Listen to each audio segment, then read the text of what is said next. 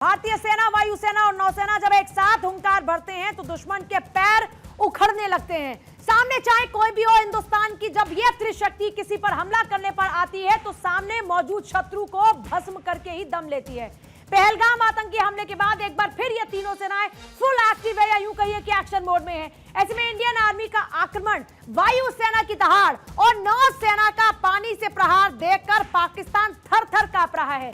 पाकिस्तान को अपनी तबाही की पूरी तस्वीर अब साफ साफ नजर आती है।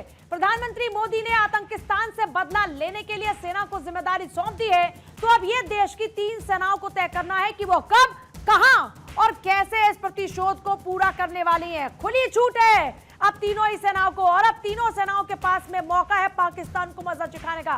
पाकिस्तान का डर साफ साफ दिखाई देता है। पाकिस्तान कितना डरा हुआ है यह सीमा पर जारी उसकी नापाक हरकतों से दिखाई देता है। पाकिस्तान लगातार सीज फायर उल्लंघन कर रहा है, तो आप देखिए किस तरीके से पाकिस्तान की हालत खस्ता हो चुकी है। जैसे ही भारत ने यह कहा था कि पाकिस्तान जो आतंक का आका बना हुआ है, वो पाकिस्तान जिसने आतंकियों को अपनी गोद में बिठाया है, इस बार उस पाकिस्तान को सबक सिखा कर रहेंगे। ये बातें सुनने के बाद से लगातार पाकिस्तान थर थर कांप रहा है और पाकिस्तान की हालत इतनी ज्यादा खराब हो चुकी है कि वो बार बार ये दिखाने की कोशिश करता है कि देखिए हम भी तैयार हैं, और तो और बार बार किस तरीके से वो गीदड़ भभकियां देता है ये भी बार बार देखने को मिलता है। आइए चर्चा करेंगे। हमारे साथ में ग्रुप कैप्टन यूके देवनाथ हैं, दामोदर सिंह डिफेंस एक्सपर्ट, और कैप्टन श्याम कुमार भी हमारे साथ में रहेंगे। सभी का हम रुक करें उससे पहले जरा एक बार फिर से बता दें कि पाकिस्तान की हालत खस्ता हो चुकी है। पाकिस्तान की हालत इतनी ज्यादा खस्ता हो चुकी है कि पाकिस्तान बार बार ये बताने की कोशिश कर रहा है कि हमारे पास में न्यूक्लियर ताकत है। ऐसे में पाकिस्तान का डर अब साफ दिखाई दे रहा है। पाकिस्तान कितना डरा है ये सीमा पर जारी उसकी नापाक हरकतों से साफ साफ नजर आता है। पाकिस्तान लगातार सीज फायर का उल्लंघन कर रहा है। पहलगाम आतंकी हमले के बाद से यह सीज फायर वायलेशन जारी है। हालांकि भारतीय सेना की तरफ से पाकिस्तान को लगातार हर मौके पर मुंहतोड़ जवाब दिया जा रहा है। अब कब कब पाकिस्तान ने सीज फायर वायलेशन किया है, आइए वो एक बार आपको बताते हैं। 22 अप्रैल को पहलगाम में आतंकी हमला होता है। अब देखिए 22 तारीख को, सबसे पहले आप यहां जरा समझिए पूरे मैप के माध्यम से कि 22 तारीख जब आतंकी हमला होता है और उसके बाद लगातार पाकिस्तान सीज फायर का उल्लंघन कर रहा है। 22 से 23 तारीख की देखिए अगर बात करते हैं तो ये अब आपके सामने 22 से 23 तारीख, यहां पर ये आप एलओसी देख रहे हैं, और एलओसी की ये जो हॉटलाइन है वो उससे आप अंदाजा लगा सकते हैं कि यहां पर ये हॉटलाइन क्यों है, क्योंकि लगातार सीज फायर का उल्लंघन किया जाता है। किस तारीख को कहां पर सीज फायर का उल्लंघन किया जाता है? सबसे पहले आपके सामने 22 और 23 तारीख। 22 तारीख को यहां आतंकी हमला होता है, उसी रात 22 और 23 तारीख को उरी के अंदर सबसे पहले सीज फायर का उल्लंघन करता पाकिस्तान। अब इस 22 और 23 के बाद में जब नेक्स्ट तारीख की तरफ आगे बढ़ते हैं तो इसमें आता है 23 और 24। तो 23 और 24 अप्रैल को ये जो लीपा वैली है, लीपा वैली पर सीज फायर का उल्लंघन करता है पाकिस्तान। हालांकि सबसे गौर करने वाली बात यह है कि जो पाकिस्तान नापाक हरकत दिखाता है उसे बार बार मुंह की खानी पड़ती है। चाहे 22 से 23 तारीख को जब वो उरी में इस तरह की नापाक हरकत करता है, या फिर 23 से 24 अप्रैल की बात हो जब वो सीज फायर का उल्लंघन करता है, यहां पर भी उसको मुंहतोड़ जवाब देती है भारतीय सेना। अब इसके बाद तारीख आती है 26 से 27 अप्रैल। 26 से 27 अप्रैल की रात को 3 जगहों पर सीज फायर का उल्लंघन किया जाता है। इसमें कौन कौन सी जगह होती है? अब देखिए, सबसे पहले आप समझिए नीलम वैली, इसके बाद इधर आप देखिए तुतमारी गली, ये इसके अलावा एक और जगह जिसमें रामपुर सेक्टर है और नीलम वैली। तो ये खास तौर पर आप देखेंगे कि किस तरीके से यहां पर सीज फायर का उल्लंघन किया जाता है। अब बात आती है 27-28 अप्रैल की, जब फिर से ऐसी नापाक हरकत पाकिस्तान करता है तो मुंह की खानी पड़ती है और भारतीय सेना फिर से मजा चकाती है पाकिस्तानी सेना को अपनी ताकत दिखाकर, क्योंकि बार बार तो पाकिस्तान को अपनी बेइज्जती सहनी पड़ती है। लेकिन हैरत की बात यह है कि इतना पाकिस्तान जलील हो चुका है कि शायद उसे अपनी बेइज्जती अब महसूस भी नहीं होती। यही वजह है कि मुंह की खाने के बावजूद बार बार इस तरह की हरकत करता है। अब 27 और 28 अप्रैल की बात करते हैं। 27-28 अप्रैल को जब सीज फायर का उल्लंघन कुपवाड़ा में होता है तो यहां पर भी भारतीय सेना मुंहतोड़ जवाब देती है। अब इस तारीख के बाद में भी यह सिलसिला रुकता नहीं है। इसके बाद 28 से 29 अप्रैल को फिर 3 जगहों पर सीज फायर का उल्लंघन होता है। अब ये कौन कौन सी जगह होती है तो वो देखिए, बारामूला आपका इसमें होता है, फिर आता है कुपवाड़ा और अखनूर सेक्टर। इन 3 जगहों पर भी पाकिस्तान फिर से नापाक हरकत करता है, सीज फायर का उल्लंघन करता है। 29 से 30 अप्रैल की बात करते हैं तो आइए 29 से 30 अप्रैल को कहां देखिए, 29 से 30 अप्रैल को एक सबसे पहले रहता है अखनूर, फिर रहता है नौशहरा और सुंदरबनी। तो 3 जगहों पर फिर से सीज फायर का उल्लंघन होता है। 30 अप्रैल, अब ऐसा है कि ये सिलसिला यहां भी नहीं थम रहा, कॉन्टिन्यूअसली सीज फायर का उल्लंघन पाकिस्तान करता रहता है।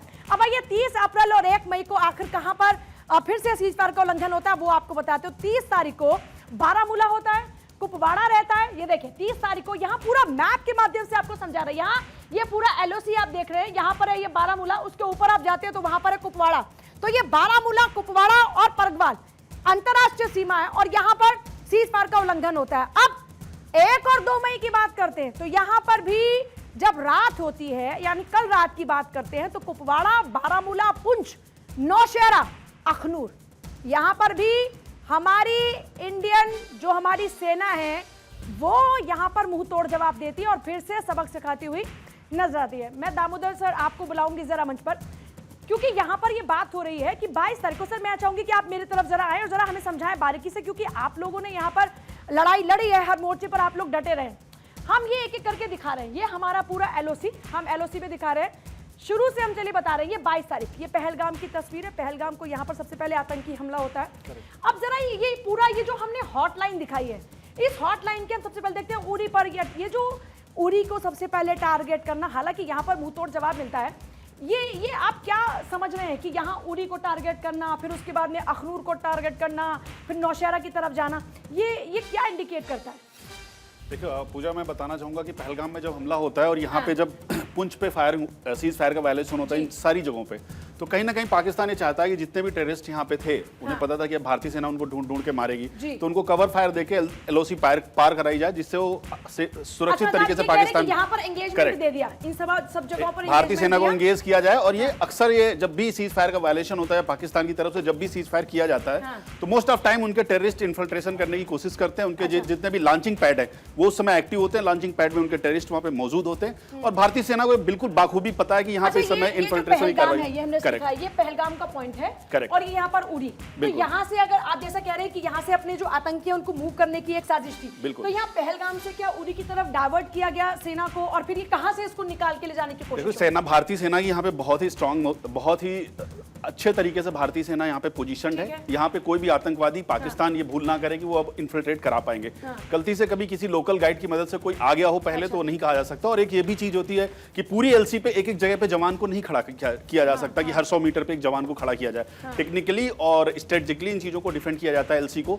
बहुत सारे अब आजकल सर्विलांस इक्विपमेंट है जिनकी मदद से किया जा सकता है। तो जब भी यहाँ पे कोई भी सीज फायर वायलेशन होता है वो किसी न किसी कारण से होता है, वो किसी न किसी एक मकसद के लिए किया जाता है। अच्छा, ये देख रहे हैं कि ये लोग जो हल्के हथियार है उनका इस्तेमाल कर रहे हैं। करेक्ट। ये क्या इंडिकेट करता है? मतलब आप हल्के जो हथियार है उनका इस्तेमाल कर रहे हैं, आपके पास भारी हथियार में, ये क्या कोशिश है? मैं बताना चाहूंगा कि जब भी स्मॉल आर्म से फायर किया जाता है उसे वायलेशन, स्मॉल आर्म्स होते हैं जो कि राइफल हो गई और 81 mm मोर्टार तक के जो हथियार उनको स्मॉल आर्म कहा जाता है। राइफल, जितनी भी राइफल्स हैं हमारे पास, रॉकेट लॉन्चर तक भी स्मॉल आर्म्स में आते हैं। अच्छा। उसके अलावा जब आर्टिलरी गन फायर करना शुरू करती है तो फिर आप समझ लीजिए कि ये युद्ध की घोषणा हो चुकी है।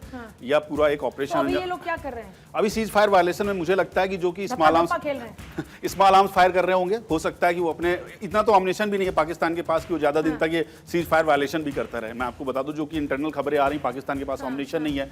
पाकिस्तान के जनरल जो दिखावे वाली कार्रवाई कर रहे हैं टैंक के ऊपर खड़े हुए, ये बिल्कुल वैसा जैसे जब अंदर अंदर कोई इंसान कांप रहा होता है, बिल्कुल अपनी वो कंपन महसूस ना हो तो फिर ऐसा कि कहीं डाइवर्ट कर दो कि यहाँ लगे कि भैया हम भी एक्टिव हैं। सभी गीदड़ भपकियां और भारतीय सेना इनका माकूल जवाब देगी वक्त आने पर। इन सब चीजों, सीज फायर वायलेशन करना पाकिस्तान की आदत है। उसके कंटिन्यूअसली, ऐसा नहीं कि पहली बार किया, ऐसा नहीं कि यहाँ पहलगाम में आतंकी हमले के बाद सीज फायर का उल्लंघन हुआ, लेकिन मैं देख रही हूँ कि 22 तारीख आती है, 22 के बाद फिर चाहे आप हर तारीख पे देखें, आप 22 से 23, उसके बाद 24, यहाँ 24 से 23, ये 23, 24, 26, 27, मतलब ऐसा कोई दिन नहीं गया जिस दिन सीज फायर का उल्लंघन ना किया हो।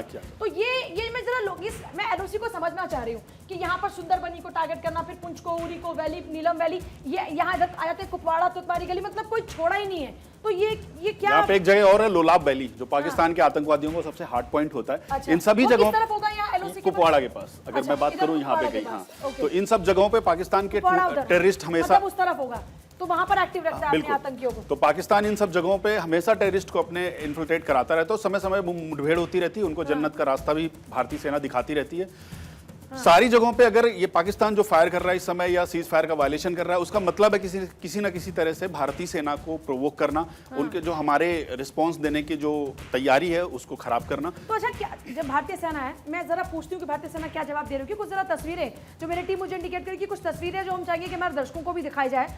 आप क्योंकि लगातार हम देख रहे हैं कि जो टीम है, ये देखिए, ये तस्वीरें हैं सर, ये तस्वीरें जो है, ये आप जरा बताइए किस तरीके से जो शेलिंग है वो की जाती है।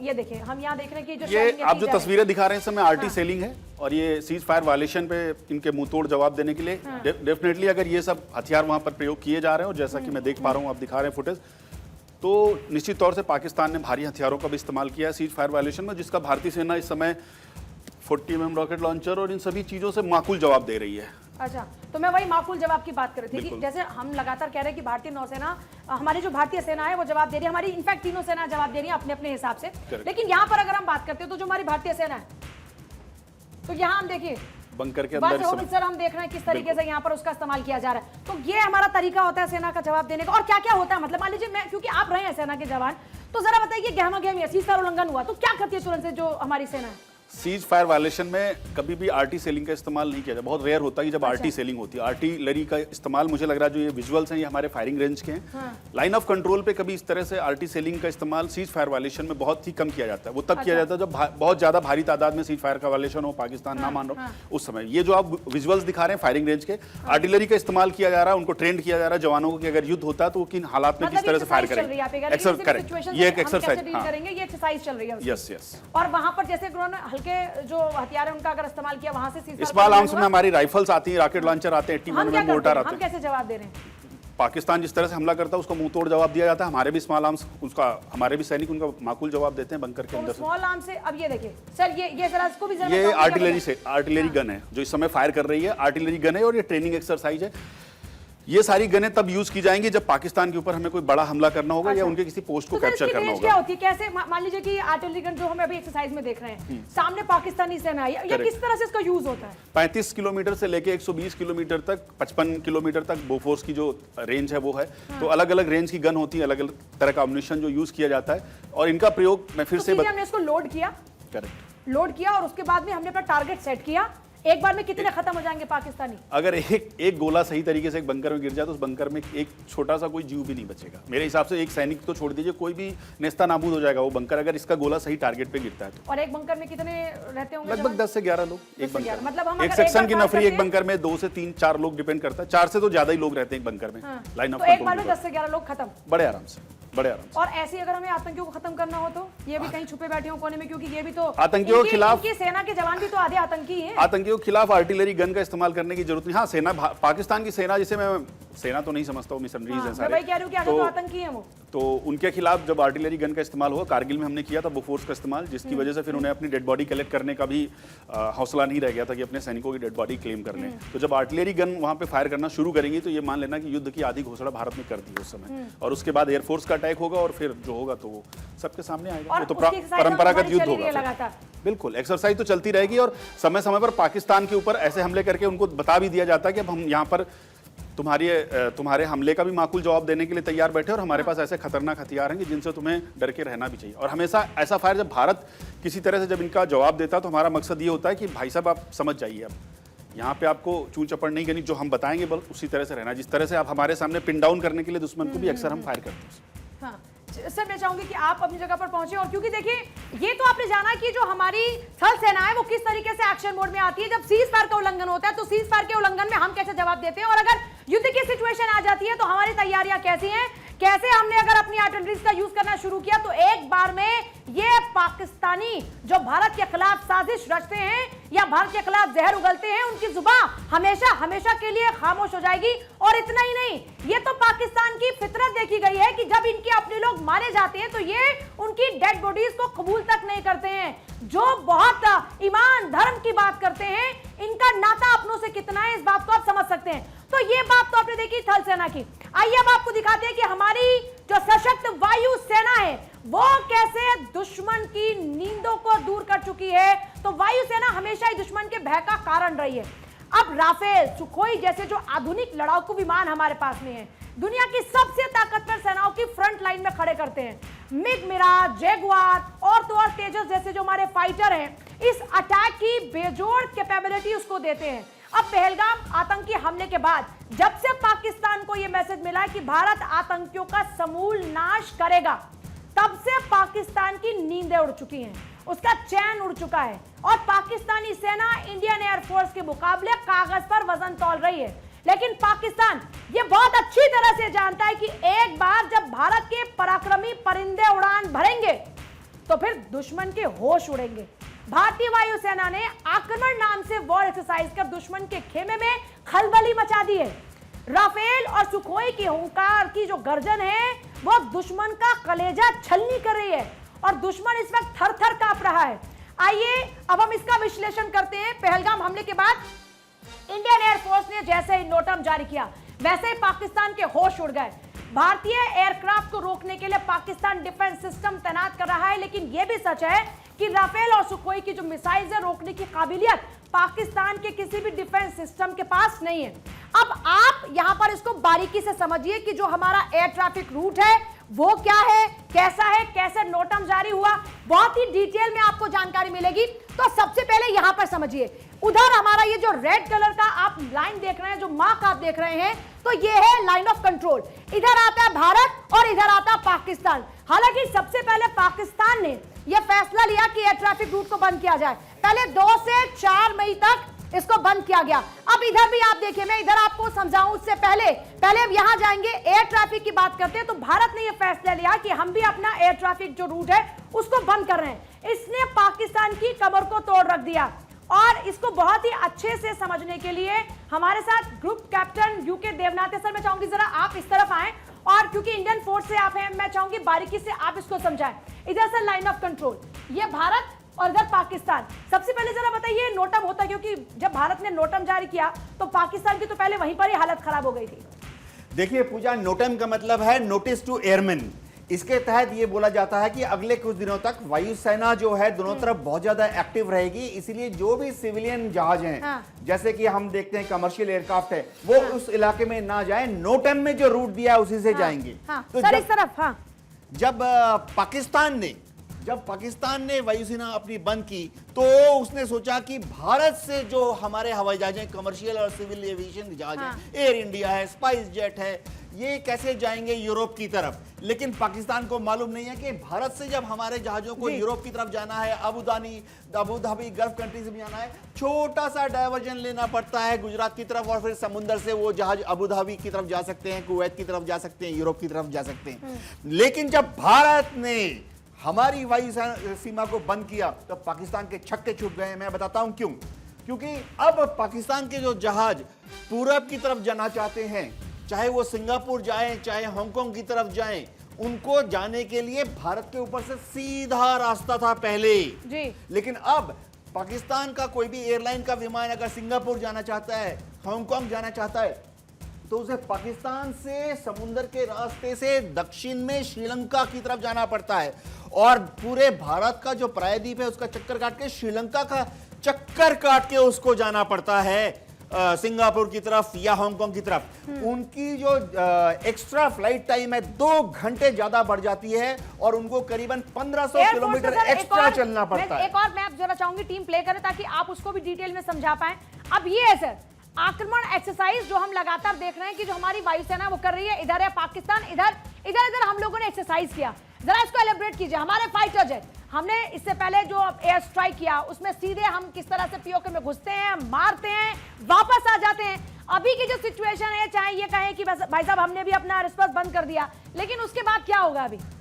देखिए पूजा, भारत की एयरफोर्स एकदम तैयार है दुश्मन पर हमला करने के लिए। अब हमला अगर छोटा लिमिटेड हमला किया तो हम करेंगे क्या, हमने जैसे उरी किया, हमने जैसे बालाकोट किया, तो होता क्या है कि यहां पर भारत की एयरफोर्स के हमारे फॉरवर्ड बेसिस हैं। मैं बता देता हूं दर्शकों को कि हमारी एयरफोर्स इस वक्त बहुत ही अच्छी तरह से डिप्लॉय हो गई है श्रीनगर में, अवंतीपुर में, उधमपुर में, जम्मू में, पठानकोट में। तो अगर जरूरत पड़ी तो वो वहां से जाकर बालाकोट जैसे स्ट्राइक को अंजाम दे सकते हैं। इसी तरह से अगर पाकिस्तान ने वापस हम पर हमला करने की गुस्ताखी की तो फिर हम पाकिस्तान की एयरफोर्स को देख लेंगे। सर कैसे होगा ये? जैसे हम मान लीजिए कि हम पहुंचे और जब हम यहाँ पर पहुंचेंगे तो पाकिस्तान क्योंकि अलर्ट मोड पर है, तो जाहिर तौर पर पाकिस्तान भी तुरंत से वहां से उनके फाइटर जेट उड़ान भर सकते हैं। तो यहाँ पर ये जो डॉग फाइट जिसका जिक्र हम करते हैं, वहां पर फिर क्या सिचुएशन होगी? पूजा, होता यह है कि जैसे ही हमने हमारे जहाजों को लॉन्च किया, मैं दर्शकों को याद दिला देता हूं कि जब बालाकोट स्ट्राइक किया था हमने 2019 में, तो हमने मिराज 2000 भेजे थे जी।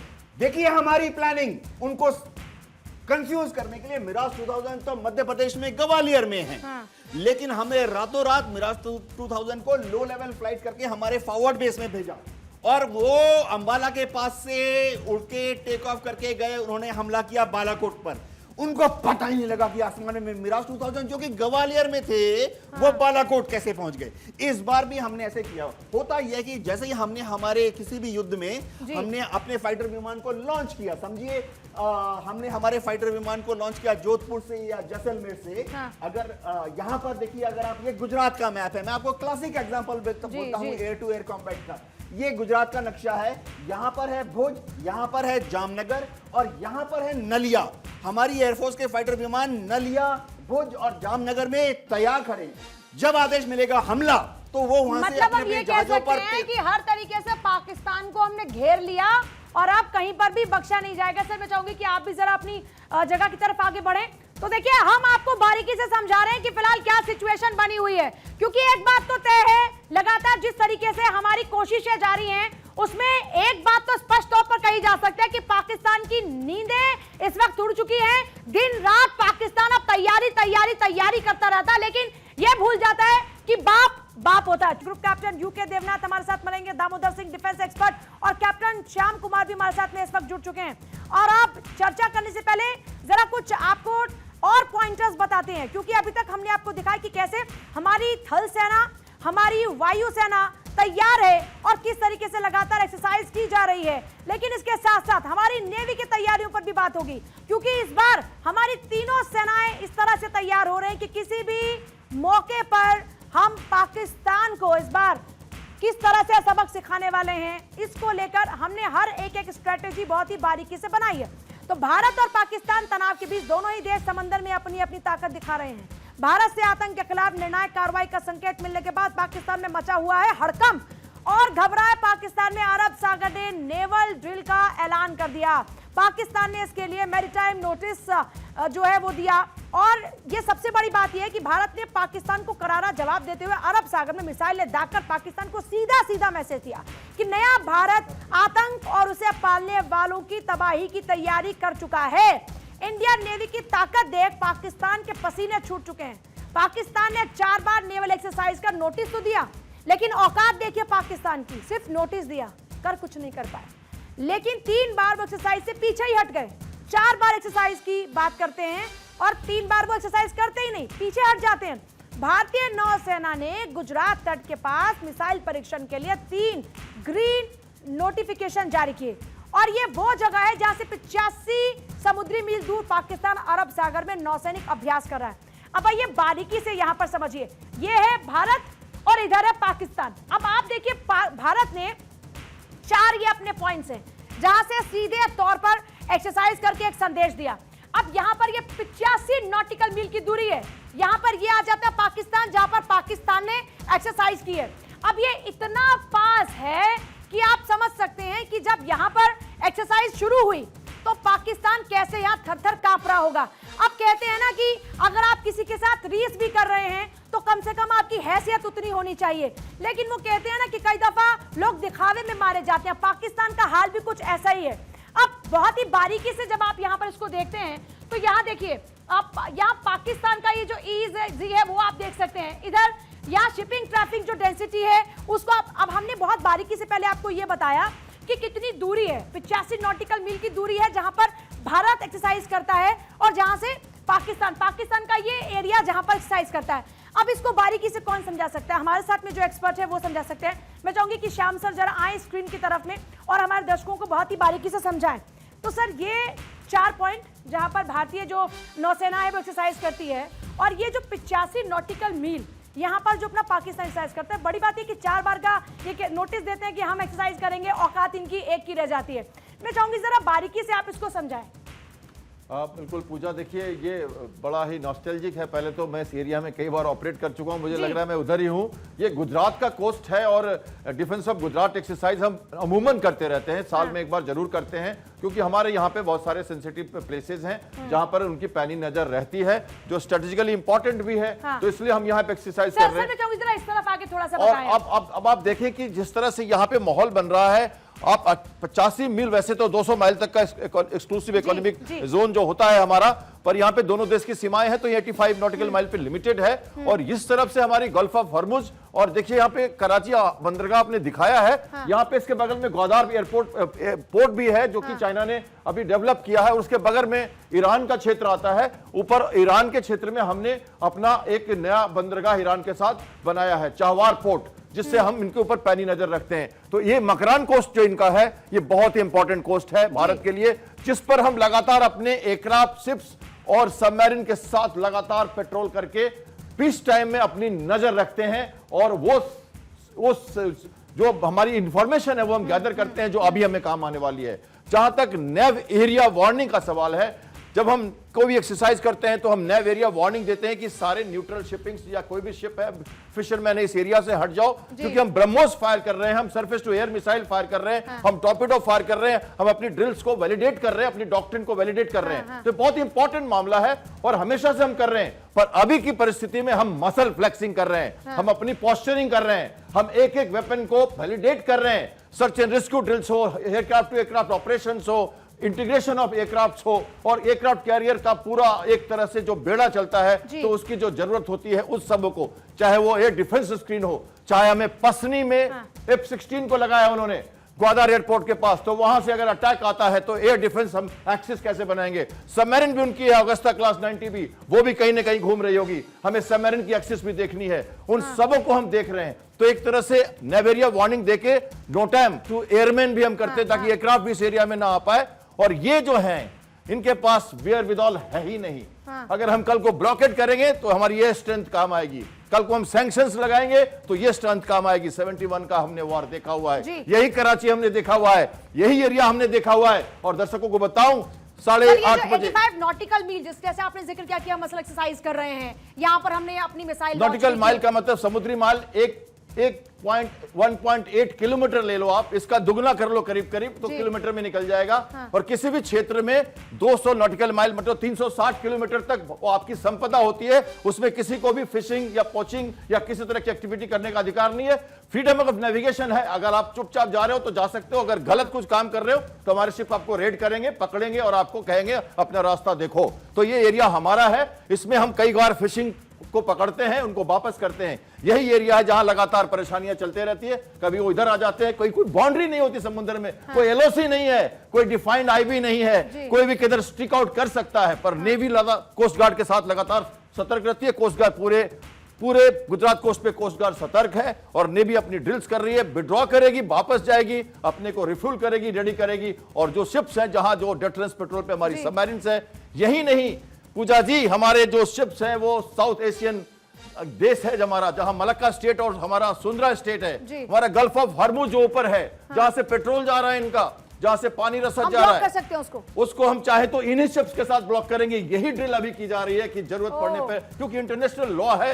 मतलब हमने यहाँ फ्यूल रोक दिया तो औकाती क्या रह गई? Yes, United nation convention of law at 1982 कहता है कि अगर ब्लॉकेट करनी है किसी बेलिगरेंट कंट्री के अगेंस्ट में, तो आपको डिक्लेयर करना होता है डेट, प्लेस, जगह और अपनी फोर्स, और ये टाइम देना पड़ता है कि इतने दिनों तक यहां से सारी न्यूट्रल शिपिंग हट जाए, ताकि किसी को डैमेज ना हो। अब कोई आएगा तो अपने रिस्क पर आएगा। अच्छा सर, हमने क्योंकि यहाँ पर हमने अपना मिसाइल लॉन्च किया जब हम वॉर एक्सरसाइज कर रहे थे, ये बताओ, ये भी हो सकता है, मतलब ऐसे ही मैं तो एक आम इंसान के तौर पर आपसे एक सवाल पूछ रही हूँ, यहाँ से मिसाइल लॉन्च हुई तो ऐसा भी हो सकता है कि हाफिज सईद के ठिकाने पर जाकर सीधे भाई हम तो वॉर एक्सरसाइज कर रहे हैं, हमने डिक्लेरेशन दिया है आपको, हमने नोटिस आपको कराया है, बिल्कुल, तो ये पॉसिबिलिटी है क्या कि ये एक्सरसाइज में ये काम हो जाए तमाम?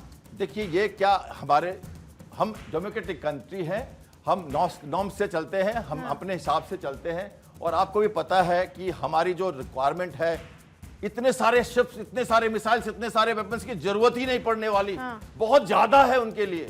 हमें तो टारगेट सेलेक्ट करना है, हमें तो आइडेंटिफाई, ट्रेस एंड पनिश, हमें तो ये करना है। अच्छा। तो हम उस हिसाब से काम कर रहे हैं। हम तो ओसामा बिन लादेन को उठाने वाले हैं, हम तो मोसाद टाइप देखने वाले हैं लोग।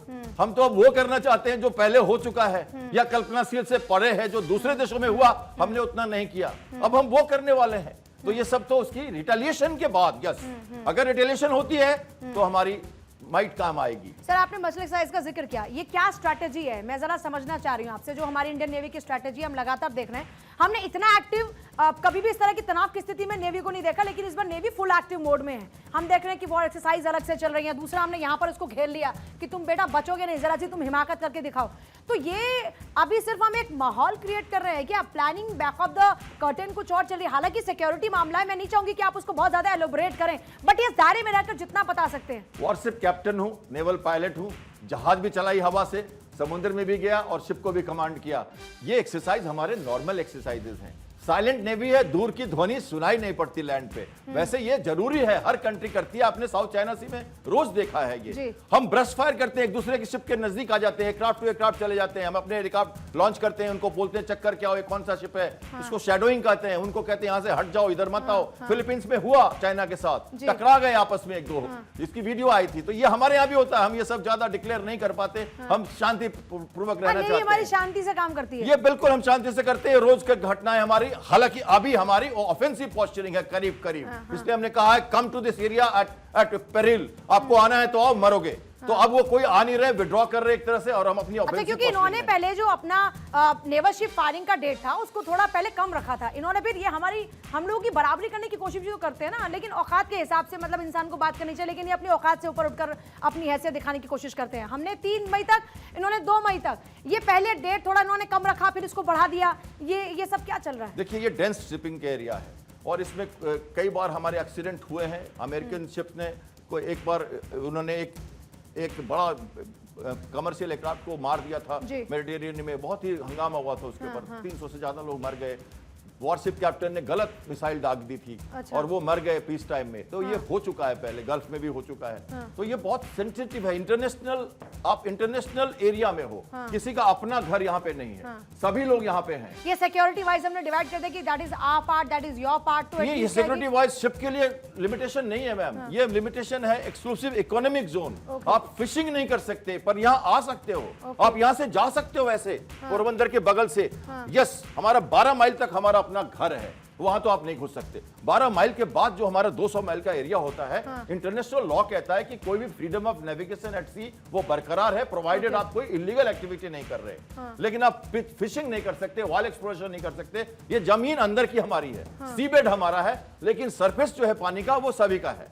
लेकिन इसलिए स्वतंत्रता है, और यही प्रॉब्लम है नेवी को कि बड़ी मुश्किल है कि कहना कि स्वतंत्रता के साथ साथ वो और क्या कर रहा है। तभी हमारे चाइनीज शिप हमारे एरिया में आके सैटेलाइट ट्रैकिंग करते हैं। ये हम वो जो एक्सरसाइज है उसकी तस्वीरें दिखा रहे हैं। सर, ये जो हम देख रहे हैं कि हमने पहले एक स्मॉल रेंज जो मिसाइल थी उसको लॉन्च किया, फिर हमने एक मीडियम रेंज मिसाइल को लॉन्च किया। इसकी मारक क्षमता क्या? अगर हम स्मॉल रेंज में जाते हैं तो स्मॉल रेंज में कहां तक जाएंगी हमारी मिसाइल? देखिए, हमारी जो लेयर डिफेंस होती है शिप्स की, ये बहुत जरूरी है, क्योंकि हमको डर होता है कि हमारे ऊपर शिप से, एयरक्राफ्ट से या मिसाइल से अटैक होगा। तो ये जो मिसाइल है, ये सरफेस टू एयर मिसाइल है, मतलब ये हवा से मिसाइल्स को मार करना है और या तो एयरक्राफ्ट को मार करना है। तो ये सरफेस टू एयर मिसाइल है। जो पिक्चर आई थी कुछ दिनों पहले, जो मीडिया रिलीज की थी, जो कि ओपन डोमेन में है, वो INS सूरत का है, जिसमें उन्होंने बराक मिसाइल फायर किया था, जो इजराइल के संबंध से हमने बनाया है, और उसकी रेंज करीब करीब 70 किलोमीटर है। और ये ड्रोन्स जो है, वो नीचे जो मिसाइल एकदम सी स्किमिंग का मतलब मिसाइल ऊपर से चलती है और हमारे 40-50 किलोमीटर से पहले वो बिल्कुल पानी के सतह पे 20 फीट पे आती है। उसको मारना बहुत मुश्किल है, तो इस मिसाइल ने उसको डिस्ट्रॉय किया। सर, जल्दी से अगर मैं 30 सेकंड में चाहूं आपसे, जरा ये बताइए कि पाकिस्तान की औकात क्या है हमारे सामने? देखिए, ना उनके पास एयरक्राफ्ट कैरियर है, ना उनके पास कोई न्यूक्लियर सबमरीन है, ना उनके पास फ्रिगेट और शिप्स की कैपेबिलिटी है। 5 में से 3 सबमरीन उनकी, जो 2, एक तो जमीन पर खड़ी है और 2 तो डॉक में है। 2 अगस्ता क्लास की जो खालिद और एक हसमत सबमरीन है, वो कहीं इधर उधर अपने काम थोड़े बहुत कर लेगी। वो हालत नहीं है। हमने 71 में उनको अच्छी तरह से दिखाया है, उनके गाजी को डुबोया है, हमने वे ऑफ बंगाल अपना किया था, सैनिटाइज करके हमने एयरक्राफ्ट कैरियर ऑपरेट किया, और हमने चटगांव और खुलना में बम्बार्डिंग की, हमने ब्लॉकेट किया दोनों तरफ से, और हमने 8:30 बजे रात को 4 दिसंबर को 2-3 मिसाइल बोट को एक साथ 20 किलोमीटर ले जाके कराची से अच्छी दागेदारी की हमने। कराची को धुआं किया, सारे ऑयल बंकर्स को, सारे पोर्ट के जी। शिप्स को और माइन स्वीपर्स को, बहुत शिप को, ये जो मर्चेंट शिप थे साथ साथ ध्वस्त कर दिया, ब्लॉकेट कर दिया, शिप्स उनके हार्बर में डूब गए और ब्लॉकेट करके हमने 16 दिन तक लगातार पानी, रसद और सब कुछ बंद किया। और जनरल नियाजी को मजबूर किया कि वो बांग्लादेश में, ईस्ट पाकिस्तान में सरेंडर करने, वरना वो भाग जाते हैं। तो ये नेवी का जो काम है साइलेंट जी। है। और अभी तो अरिघात और अरिहंत की जो SSBN जो सबमरीन है उसकी आपने सुनी है, अरिधमन की ध्वनि अभी बाकी है। सर मैं चाहूंगी कि जरा आप अपनी जो आपकी जगह है वहां पर प्रस्थान करें। तो देखिए कुल मिलाकर भारत की जो हैसियत है वो पाकिस्तान बखूबी जानता है, लेकिन वो कहते हैं ना कि जब दिया बुझने वाला था उसकी भी लौ बड़ी फड़फड़ाती है। पाकिस्तान का भी हाल कुछ ऐसा ही है। हमारे साथ में बाकी की और जो मेहमान है उनका भी एक बार रुख करते हुए, देवनाथ सर सबसे पहले आपके पास जल्दी से आते हुए, क्योंकि हम लगातार तैयारी की बात कर रहे हैं, आखिर में आप क्या कहना चाहेंगे? Final comment sir. भारत की फौज तैयार है, अगर पाकिस्तान ने गुस्ताखी की तो हम घुस कर बदला लेंगे। मैं आपको बताना चाहता हूं कि इस बार पाकिस्तान में ना सिर्फ हम उरी करेंगे, बालाकोट करेंगे, हम इस बार पाकिस्तान में 10 जगह उरी करेंगे और 20 जगह बालाकोट करेंगे। दामोदर सर कैसे होगी घेराबंदी? घेराबंदी तो पहले से हो रखी है ऑलरेडी पाकिस्तान की। इस बार सिर्फ हमला करके हमें पीओके अपनाना है और इसके बाद पाकिस्तान की GHQ तक भारतीय सेना को जाना है। आसिफ मुनीर पहले से छुपे हुए बैठे हैं और ऑलरेडी उनके जो परिवार हैं वो जा चुके हैं। लड़ाई के डर से युद्ध पाकिस्तान की ठीक बस है की सर। बात नहीं है और भारतीय सेना इस बार जो करेगी वो डिसीसिव होगा और पाकिस्तान की पीढ़ियां याद रखेंगी। और डिसीसिव होना ही चाहिए और पाकिस्तान की पीढ़ियां याद रखें, ऐसा होना ही चाहिए। इस बार ऐसे सबक होने